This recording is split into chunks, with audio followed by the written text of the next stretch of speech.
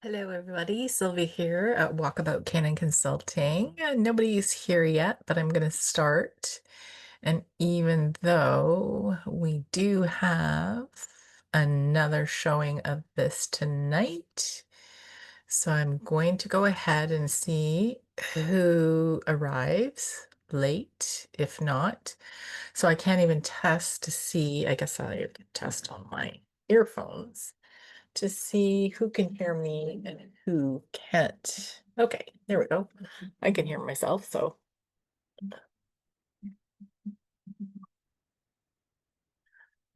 welcome. And this is another free webinar, so I'm really glad for you to be joining us. Um, I think we don't have anybody at the 2 o'clock time, which is fine. And going forward, we are going to be doing this every second Tuesday for the course membership. So it's going to be Q&A, sometimes with a theme. So depending on what the membership wants to see. And this today is, what if the key to your dog's calm behavior wasn't more obedience, but a predictable place to pause? And education empowers individual to change behaviors and create positive impact. And that's always true. So I see we have somebody here, BG Boys. So thank you for being here. I see you're not on screen, and that's fine. So I'm going to go ahead and, as mentioned, this is the 2 o'clock showing of this. I feel like I'm in the movies, and we're doing another one 7 o'clock Eastern Standard Time. So I'm going to be doing lives every 2 weeks in the course membership. So if you want to learn more, I'm going to cover that at the end. And if you have any questions as I go through this, please let me know. There's likely some things that you're familiar with, but hopefully I will be providing you with some nuggets. So this is a spot to settle, teaching boundaries to build freedom. Station training to grow calmness, connection, and choice. I think this is something that we all want to let me know where you're from too. I'd love to know. Yeah, that's okay. Let me know where you're from as well. I'd love to hear. So I'm going to keep looking up at the chat. If I see little snippets go up, I will respond. So using station training to grow calm, connection, and choice. So this is an excellent tool or just a foundation for our dogs.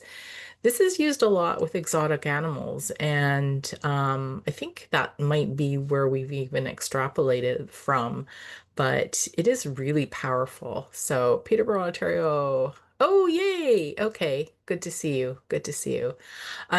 So um, yeah. So why do stations matter? So they're not about restriction, they're actually about relief. And dogs do thrive on predictability. We all do, really. Most animals thrive on predictability, even those in the wild, if you've ever seen anything. If you live in the country, even, you'll see animals that are very predictable about when they come out. We've all heard, or some of us have heard, that term deer path.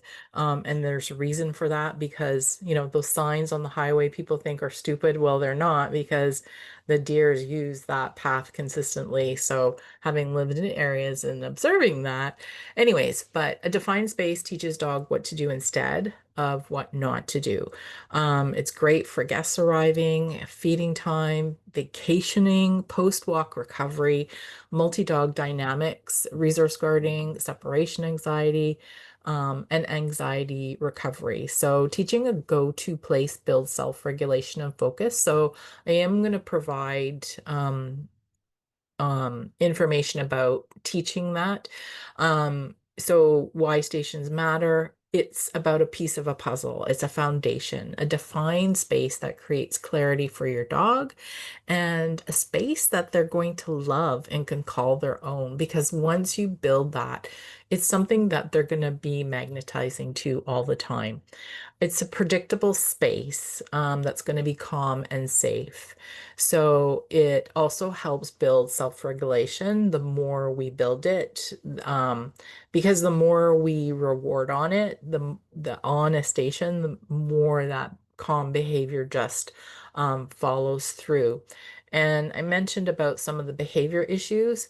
This doesn't necessarily, I'm not going to say solve is probably not the right word, but it's a tool that we can use even when we're having behavior issues. So, um, we want to set the stage, not the cue. We want to start with an environment. We don't want to start with commands because a lot of times that can put a lot of pressure on dogs. Yeah, especially dogs that are coming into our home that are new, they're already stressed. So using a lot of kind of commands or cues that we think are easy or benign can be seen as pressure. So, and it's nice to pick a low distraction location. That's something where you have to read your dog and see what is good for you. In my house, I have multi-dogs and we have stations in a lot of places. I do like the idea of using a distinct mat or raised bed. And so we have raised mats, we have dog beds, we have mats. Those have generalized to many mats. And I do, sometimes we have dogs that are, I call them hot or cold.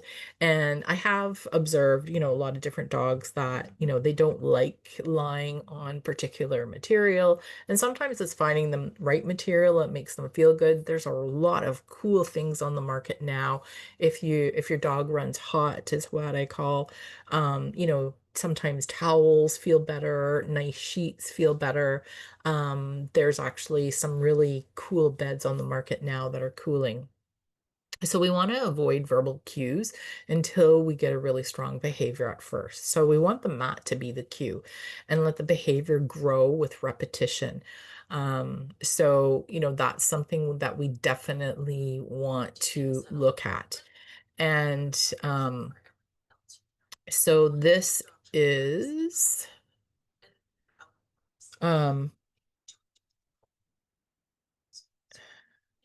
So we really want to build this calmness for our dogs on these stations so that they are going to be just chilling on these spots because that's what we want. That's the habit we want to increase and build and just grow and put put this in many, many different environments so that again, when they see the mat becomes the cue for getting on, and it is really easy to teach.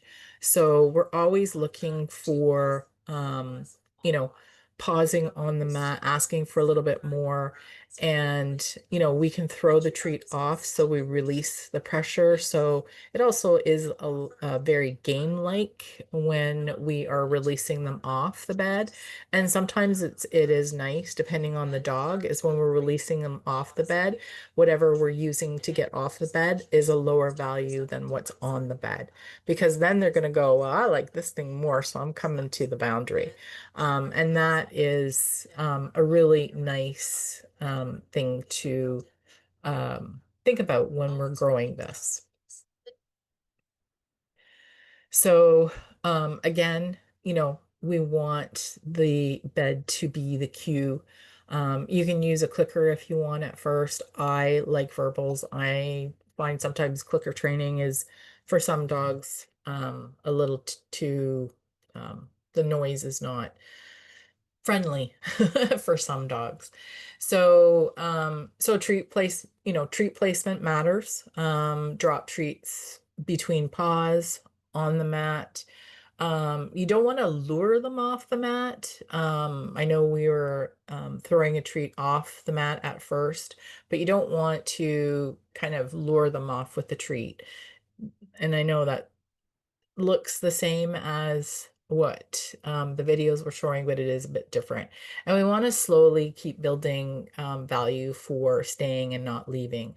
So we don't typically throw off the mat too often. You only want to do that a few times because that's where we are kind of driving the message of the mat is the good deal. Yeah, you can get off, but we want to keep building that duration so we want them to want to stay on the mat. And then that helps with building understanding faster and reduces confusion. So this is, we can lure the dog onto the mat. We can ask them to sit and we can reward them for positions. We can ask for a little bit more. So again, we're kind of just throwing it off, just letting them know that we're not adding pressure there. So, some dogs are pressure sensitive. Some breeds are pressure sensitive. Again, if the dog is new in the home, they're going to be sensitive as well. So layering the what's called the 3Ds in training, and that if you've never heard it before, I call it 3Ds of difficulty, and it's essentially duration, so how long they're staying on it, how far away can you be with a dog on it, and what kind of distractions can happen and the dog stay on there. So we do really want to think about progressing thoughtfully. So we want to start with duration. And, when we can build up duration, meaning how long can the dog stay on the bed, we want to build that up first before we add anything else. And then we can add a little bit of distance by taking steps away. We can return and reward, and then we can start introducing distractions. So this is my friend working with her dog, and we can add sounds, toys, visitors, but you want to be careful about, changing one variable at a time. So we really want that duration to happen first, and then we can start adding in the distance, and then we can slowly mix it up. We may need to, decrease the distance if we're adding distractions. So those are all things that you really want to think about. And if the dog is not understanding and they're getting off, then we've just not created clarity. And that's, it's not a failure necessarily, it's just they didn't understand. Some trainers say it's good for dogs to make mistakes, and it's like they're all going to make mistakes, but the more you reinforce for the right behavior, the more they're going to get it. If they make a mistake, it's not a big deal. So, we're adding in some distractions here. We use balls, sometimes even just rolling a ball a little bit because that's movement, and some dogs really struggle with that. So, this is starting with some distance. You go back and reward. So you don't want to just walk away. You do want to come because part of the reward is you actually coming back as well. So when you get back, you want to reward the dog for staying there because that's the whole picture is I've walked away, I've come back. So, opening if you've got a closet in the kitchen or, you're putting the groceries away. So, just progressing through that. I do find dogs love to watch us in the kitchen. So having a boundary close to the kitchen is kind of cool. I do. And my dogs, we've done the training there, so they know if I'm in the kitchen and I'm prepping, they might get something, they might not. But it's become such a strong habit. And, just practicing chilling, sitting there and chilling. We can do this watching TV. I call it the lazy man way to train your dog.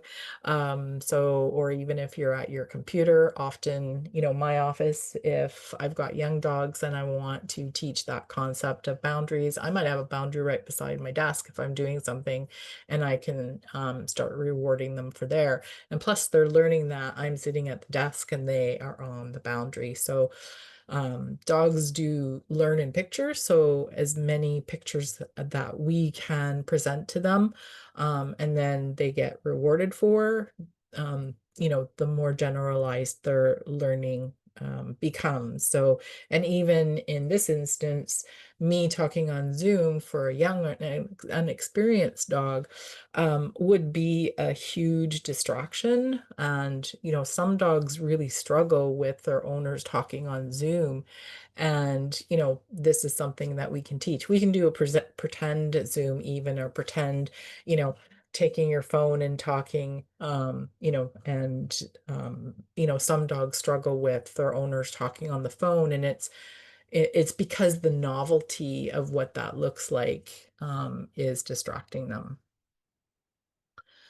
So, as I mentioned, release is also reinforcement. So you don't necessarily want to trap your dog on the mat. So, use consistent release cues like okay or free.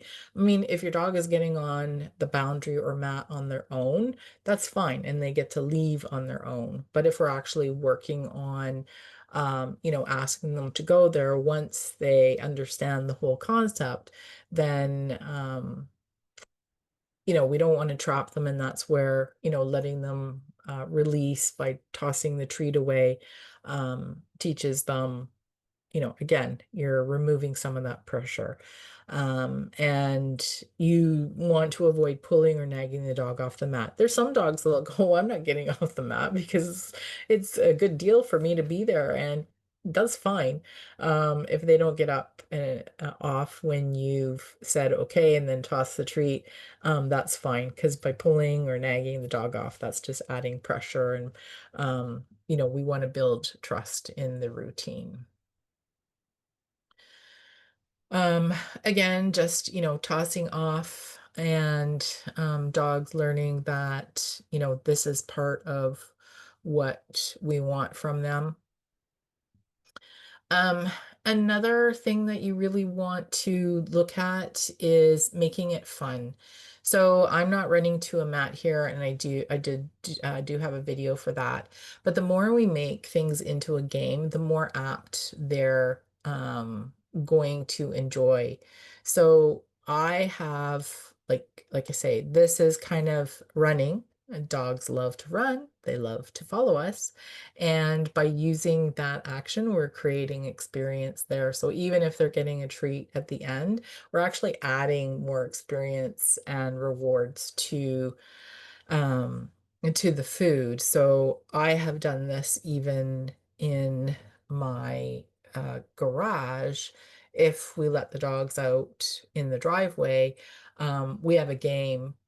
We don't play it too much anymore because the dogs just automatically run to the station that's in front of the steps leading into the house. So that has become a station as well.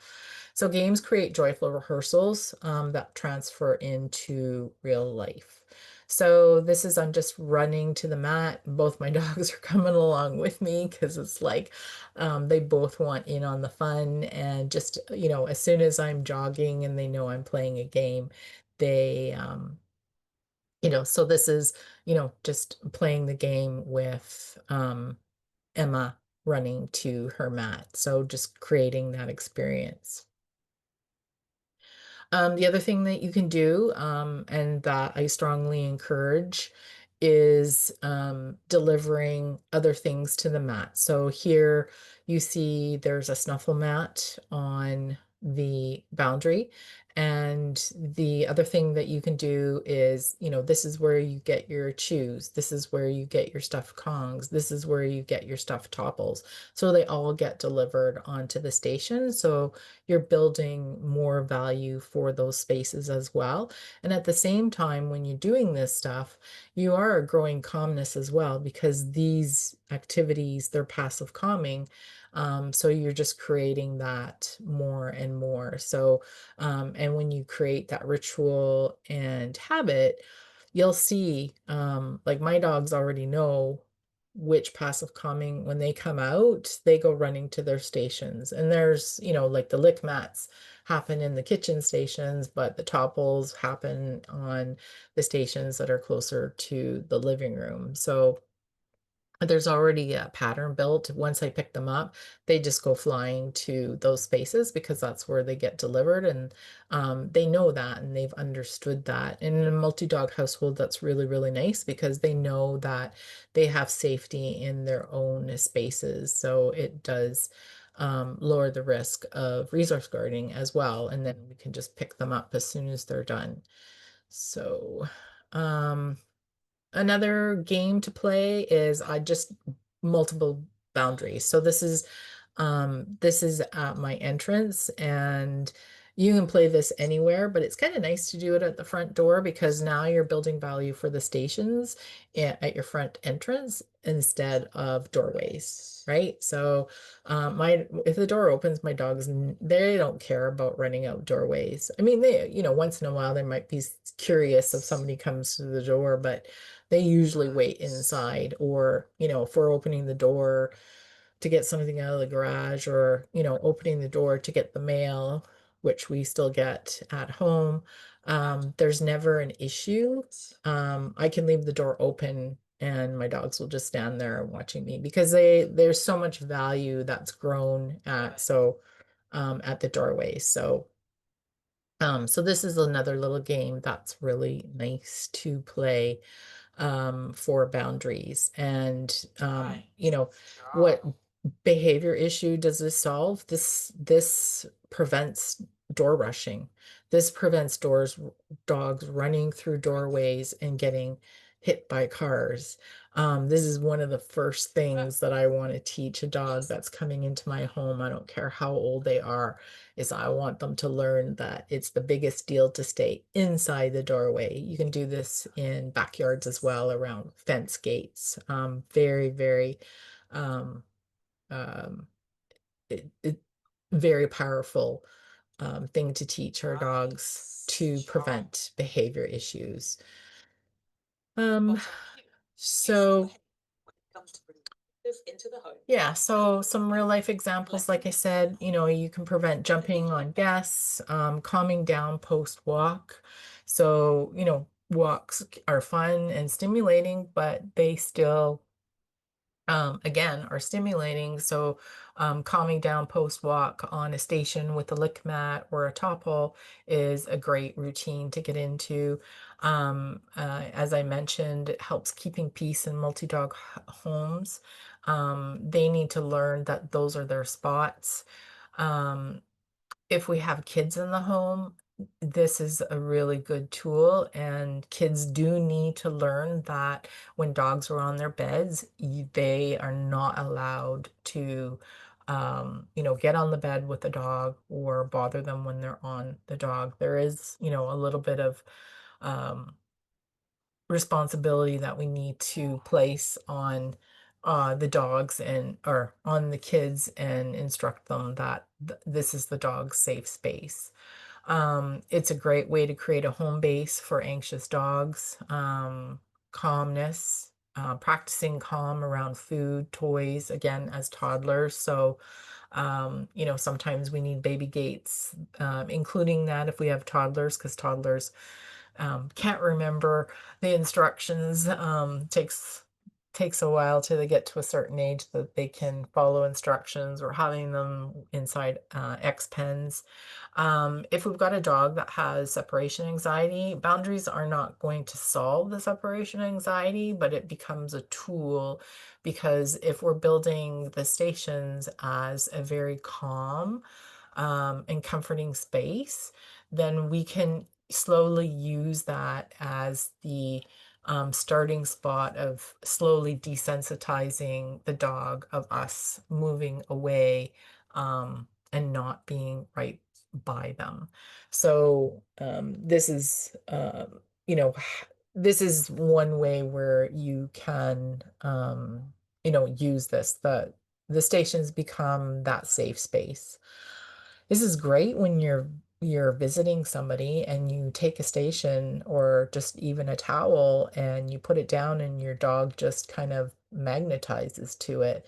You know, and that's where when you're doing station training, it is nice to as some of the videos show, you put down a mat and the dog just runs to it, and that's the response that you want to get. And you can do that by just moving it around and playing these little training sessions. And you don't need to do this for long periods of time. I mean, training sessions don't need to be long. Less is more. Obviously, when you're building durations, the training session might be longer, but that's when I start incorporating that into 24/7 living when I'm adding duration. So that might be like my dogs are lying on their stations, me in the kitchen prepping, and then I have an opportunity to start going and delivering treats as I'm prepping and they're laying there. So that grows very quickly. It's easy, again, if you're on the computer to build that duration, beside your computer. So, that essentially it is a training session, but you're building that into your 24/7 living where it's not looking like a training session. The more we can do that, more it becomes powerful. The learning happens. We vacation. Some people like to camp, but when they have that spot that you take with you, they understand it and they go, "Yep, nope, I know this." We vacation. I take the stations with us, and as soon as I place them down, my dogs, I mean, they're older now, but still, even in their younger day, I put that station down and like, got it, that's my spot. That's where I hang out, and that's what I'll do. If we're renting a house, I do the same thing for, um, in the house. My dogs do go on the furniture, so I use the stations on the furniture. That way I'm protecting it and they've got their beds or mats or whatever on there. So it's a great tool. It's great. A tool to start teaching if you wanted to do some crate training. What's really nice is to create that boundary training with a mat that's going to end up going into the crate, because now you can slowly move it over into the crate, and that happens really quickly. So if that's another little hint where using the station training can help bridge that, moving into the crate, because that's what the dog is going to see, because they do learn in pictures, and that is what they're going to see. So, I've got down here, think of the station as the dog's nervous system charger, and it really is. It's a space where we want them to chill. They get worried about something, if you're in the living room and something's walking by, once they learn the station, we can just direct them there and give them passive calming, or we can start drip feeding. So these are my dogs on vacation. This is one of the vacation houses that we rented. They're on their stations, and doesn't take much for me to get them to go on there, because they know, and it's like, oh, she's got the camera out. We know what that means. But so common mistakes to avoid is asking for too much too soon, which I've mentioned. And don't use a station only during stressful moments, because you'll, what I call, poison it. Is sort of like, well, I don't want to go there since I'm in trouble. And that's that whole pressure thing, right? Because stations are supposed to be very positive, very calm. Um, and, in the beginning, we don't want to forget to reward for choosing the mat. Sometimes if dogs in the beginning, if they're choosing the mat without you cueing, it's really nice to get into the habit of just nonchalantly going over and dropping a reward between their paws on there. So this is a habit that we want to build. It's not just a trick. Okay. Um, so again, predictability creates calmness. We know this because we love our habits. It makes us feel good. We're all the same. We're all mammals. We have that brain stem. So, the predictability is very, very helpful. in this training in this instance. We want in the beginning to reward generously on the mat. So, using our dog's calories is excellent, high value, can still include calories that your dog would need, dehydrated meats, or even fresh cooked meats. And gradual progression does equal lasting success. So you want to keep it fun with games and choice, and try and use in the real life situation so that it's not just a training session. Boundary training is a foundation, it's not a fallback. So this is something that is a benefit all the time, anywhere, for all family circumstances. You can your dog choose to go to their station when you're at the door, you're prepping food, another dog enters the room. So it's nice to, in the beginning, do 3 sessions a day, 2 to 3 minutes each. If your dog is struggling to go for 2 minutes, then you back it up. Less is more, is my saying.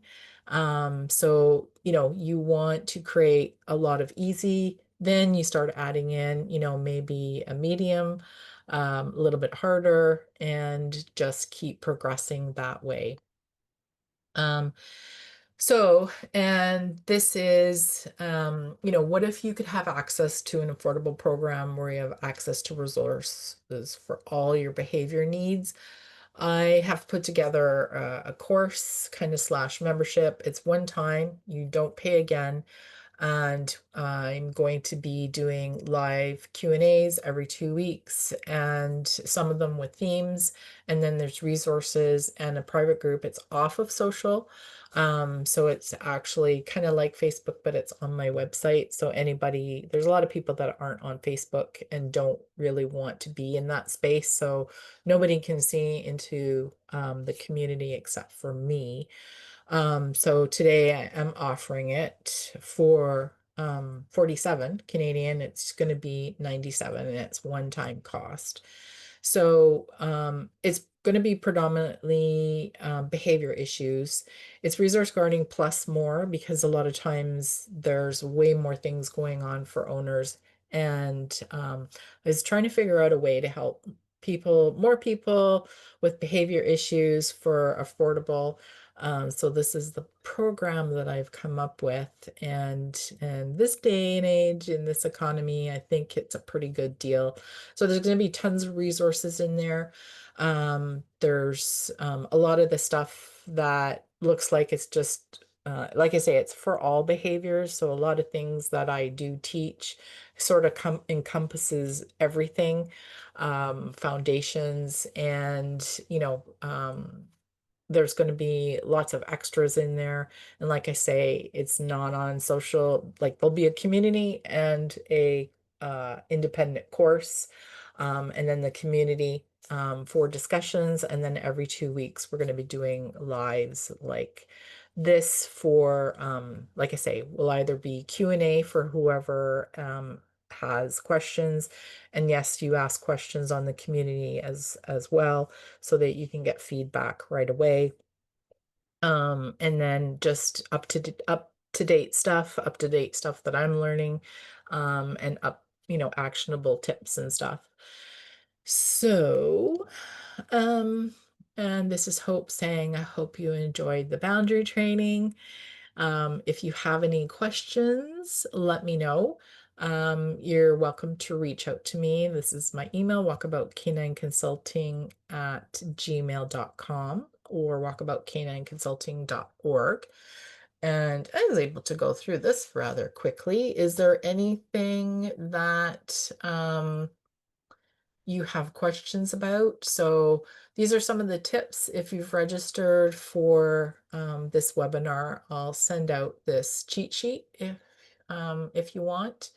So remember, start with the environment and not the cue. So it's going to be about the bed. Choose something comfy or like a raised bed. Dogs really like raised surfaces. It's just kind of just their natural instinct. Locations do matter, so paying attention to what your dog is saying behavior-wise. So in regards to Um, if you've got a station that's up against something and they're avoiding it, maybe whatever is it's up against, they're avoiding. Like in my office, I have like a trolley with some of my foraging stuff and just dog training things. And if I have the cot too close to it, one of my dogs will like, I don't want to go there. Like, what is that? Some dogs don't care. Some dogs don't like to be close to whatever. So listen to your dog, because if you're following the steps, they should learn to love their mat. So the location matters. If your dog likes calm, then maybe they want a mat in a quieter place. Like I say, I have beds everywhere. So my dogs tend to choose the ones for, if it's chill time, they go to the quiet spots. Um, you know, if we're in the kitchen area, they go to the kitchen ones because they want to see what's going on. And remember to treat placement strategically, reward your dog on the mat for staying, drop the treat between their paws to prevent them from popping off. Um, it doesn't have to be perfect. This builds value for staying rather than to earn the reward. Sometimes in the beginning, you can reward the bed anywhere if you're really trying to get that message across that it's the bed. And then once the dog is consistent, you can, sometimes I'm looking at progressing incrementally for the dog. So it might just be about they're on the bed on the mat and that's all I care about. So I'm gonna reinforce it anywhere, but then I'm gonna raise the criteria because you don't want to be stuck in this at the same step to you know, so that your dog doesn't progress to going into a sit and then into a down. And sometimes they need help with luring into those positions, but I would do that incrementally, especially if you've got a dog that is unsure or not confident about what you're doing. So by just rewarding them being on the bed with no expectations can be very helpful for those dogs that are um, struggling with, if they're a little bit anxious or fearful, we want to take the pressure off of asking them to sit or down. I try not to do that too much, but it depends on the dog I have in front of me. If I'm working with clients and the dog already knows a sit, I'll ask for that. Sometimes if they know it with the hand signal, I try and remove as much pressure as I can. So I'll use a lot of hand signals. A lot of times dogs will follow that, even if they haven't been taught that too much. So we really want to build that strong foundation at first.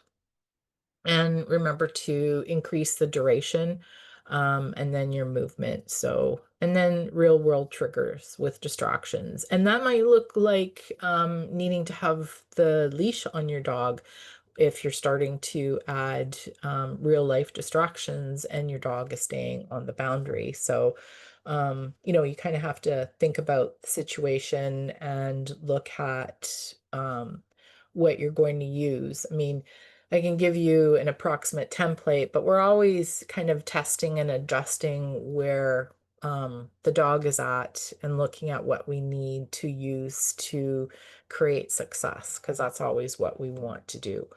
Um, yeah, and then practice a little bit of the release with reinforcement. And like I say, more value if you're throwing lower value rewards off the bed, and higher value on the bed is really going to drive that message home. Um, and yeah, so also we're showing the dog that we're not forcing them to do anything, especially for those anxious, fearful type dogs, right?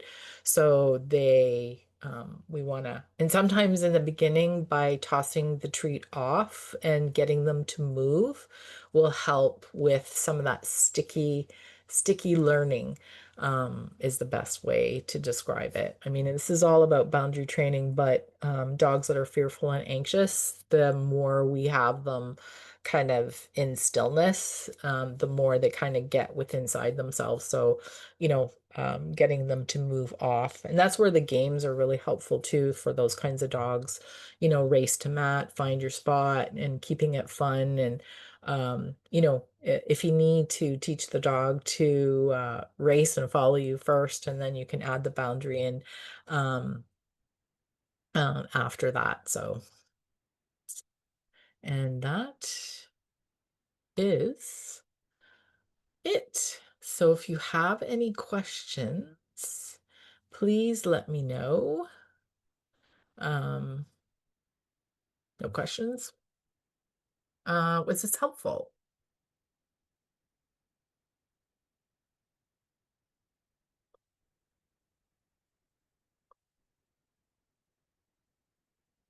Cool. Okay.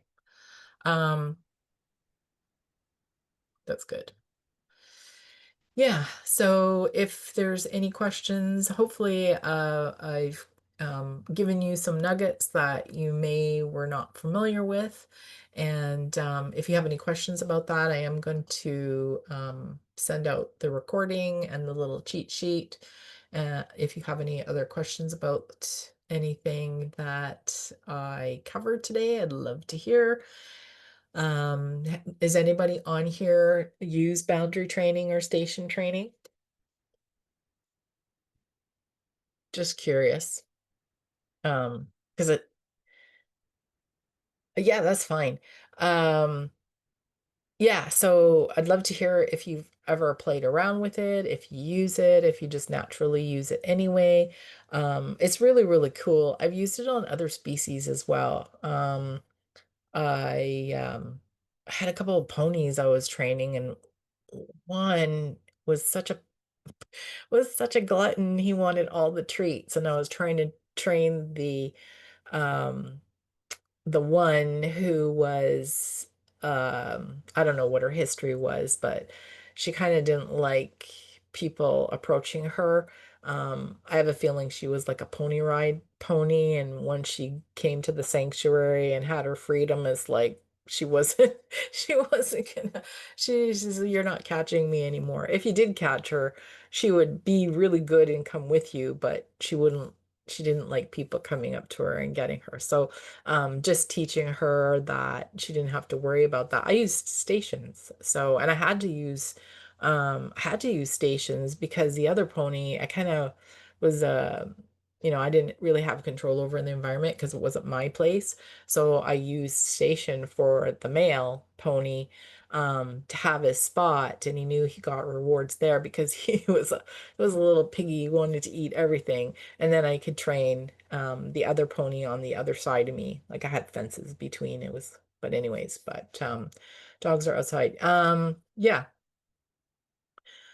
Uh, yeah, cool. Yeah, exactly. So comes to the gate, they go to their kennels automatically. Yeah, and that's fine. And that's a station as well. So that's perfect. So you're already doing that, and you've got that predictable routine, which is, really what our dogs are looking for, right? Because it creates clarity. It's creating that habit, and they know what they're supposed to do, and we don't have to worry about it. And we don't have to get upset with them. And yeah, that's cool. Cool. All right. Well, I will let you go unless anybody has, oh, adopt an older rescue this summer, I think. Yeah, it will. Yeah, so if you're getting one of the spin dogs, again, it's really helpful for those new dogs if they, depending on what their personality, I see no con to a boundary except for dogs that, might be shy or fearful, and, eh, usually dogs that don't have a lot of experience might find boundary training, even the fact that they got to step on something a little bit hard. I have seen that with some dogs that come out of puppy mills. Um, Depending on the type of puppy mill. So if they've not had anything at all and they're really, but it depends. It depends. I think some of them appreciate a nice cushy dog bed. So, but yeah, it it creates a lot of clarity and, um, a place where they know they can go chill, and we do need to create positivity. So that's why in the beginning, adding any kind of pressure or cues or anything like that can very quickly create a negative depending on the personality that we're working with. So, yeah.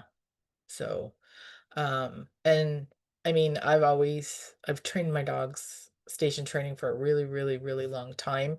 I've been in the pet industry a long time. So my last, I'll say 2 sets of dogs, because I always have multi-dog households, but and now these dogs even more so. But some of us, in a sense, we're always using boundary training if we use crates, and you're using kennels, so it is in a sense that as well. But it's about creating that predictability, that habit, that safe space. It's a cool place to be. I want to get on there, and then they just automatically are going there. When we sit down in the evening, each dog goes to their space. So um, I have one dog that's a little bit more like when somebody comes to the door or anything like that, and it's like, let's get to your mat. And that's when, just calm down, and good things will happen there. So, okay. Any other questions?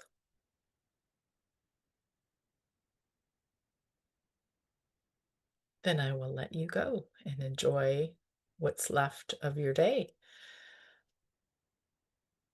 Take care. Yeah, you're welcome.